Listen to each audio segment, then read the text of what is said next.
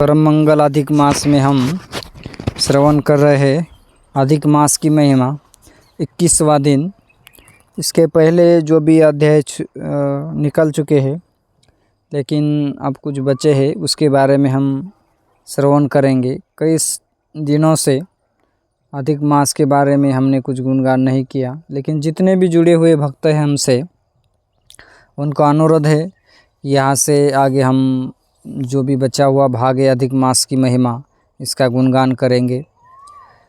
हमारा स्वास्थ्य ठीक नहीं, इसलिए हम गुणगान नहीं कर पाए, लेकिन आज से हम सेवा करने का प्रयास करेंगे।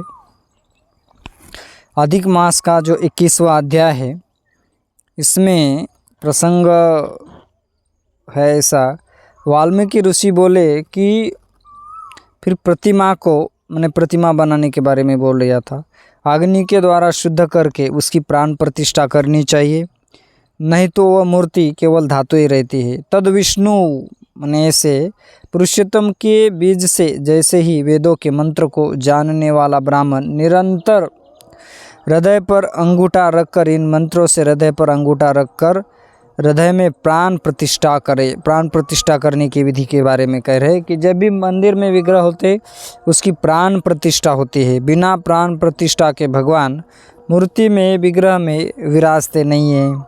इसलिए मूर्ति के लिए प्राण रहे, इस मूर्ति के प्राण जाए, मूर्ति में प्राण। इस तरह प्रतिमा के देवत्व आने के लिए स्वाहा, इस तरह यजुर्वेद के मंत्र को पढ़े और इस तरह प्राणों की प्रतिमा में रख, प्राणों को प्रतिमा में रखकर पुरुषोत्तम भगवान का ध्यान करना चाहिए, भगवान का। और इस तरह कहे गए, हे देव देवेश पुरुषोत्तम, मैं यह आसन राधा कृष्ण को अर्पित करता हूँ। मैंने राधा रानी और भगवान श्री कृष्ण को। भक्ति के ही बारे में इसका वर्णन कर रहे हैं। गंगा आदि सब जो तीर्थों से प्रार्थना कर रहे कि मेरे द्वारा किया गया यह जल सुख से स्पर्श करने योग्य है, ठाकुर जी भगवान पाद्य के लिए ग्रहण कीजिए, ऐसा कहकर पाद्य देना चाहिए। और गंगा जी से जल लाकर सुंदर कलश में रखना चाहिए और इस गंगा जल का आचमन करिए। ठाकुर जी को कहना चाहिए कि ठाकुर जी आप इसका आचमन कीजिए, ऐसा कहकर आचमन अर्पित करना चाहिए ठाकुर जी को। फिर पंचामृत से भगवान को स्नान करना चाहिए और दूध दही, और उसमें गोमूत्र भी होता है, मध माने हनी। फिर आचमन। सब कामनाओं की सिद्धि के लिए मैं यह 2 पीताम्बर भेंट कर रहा हूँ। जो भी इच्छा हो वो पूरी करने के लिए भगवान कहते कि मैं 2 पीताम्बर भेंट कर रहा हूँ। कौन से पता तो नहीं यहाँ। इस तरह वस्त्र देना चाहिए, भगवान को आचमन कराना चाहिए। हे पुरुषोत्तम, जो पुरुषों में उत्तम है, ऐसे पुरुष भगवान, इस संसार सागर से आप मेरी रक्षा करें। जैसे श्रीमद् भागवतम के 10वें स्कंद में गजेंद्र भगवान को कह रहे थे कि हे भगवान, हे ईश्वर, आप इस संसार से मेरा उद्धार कीजिए, मेरा कल्याण कीजिए, मुझे इससे छुड़ा लीजिए इस समस्या से। इसी तरह से हमें कहना चाहिए कि हे भगवान, इस संसार से आप मेरी रक्षा करो, रक्षा करो, रक्षा करो।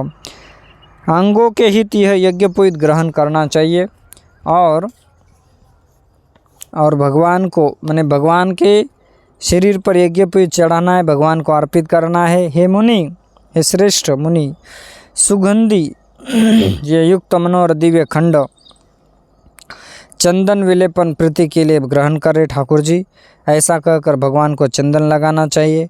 हे पुरुषोत्तम शोभायमान, आप अक्षता को भी ग्रहण कीजिए, ऐसे कह के भगवान को अक्षता चढ़ाना चाहिए। इस तरह से केशव आदि 24 मंत्रों से नाम के अंत में, देखो नाम की महिमा बहुत बताई है ना। भगवान की भी पूजा की जा रही है, लेकिन कैसे की जा रही है? भगवान के नाम के माध्यम से।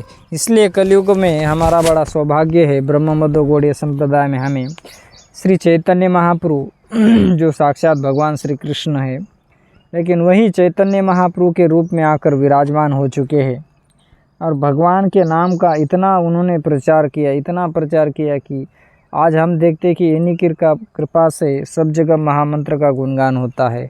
लेकिन इनसे आगे जाकर इस भूरी भूमंडल पर किसने हरिनाम का प्रचार किया है, तो वह है भगवान के महान सेनापति ब्रह्मोद्य गौड़ीय संप्रदाय के आचार्य ऐसी भक्तिवेदांत स्वामी शील प्रभुपाद।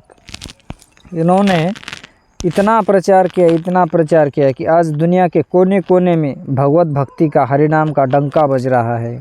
ऐसे भगवान के नाम को अंत में चतुर्थी विभक्ति लगाकर, जैसे कहते हैं नमः शिवाय, श्री कृष्णाय नमः, गोविंदाय नमः, इसे कहते हैं चतुर्थी विभक्ति, या केशवाय नमः, नारायणाय नमः, रामाय नमः लगाकर प्रत्येक अंग की पूजा करें ठाकुर जी की। फिर फूल लेकर एक वस्तु से पुरुषोत्तम भगवान की पूजा करें।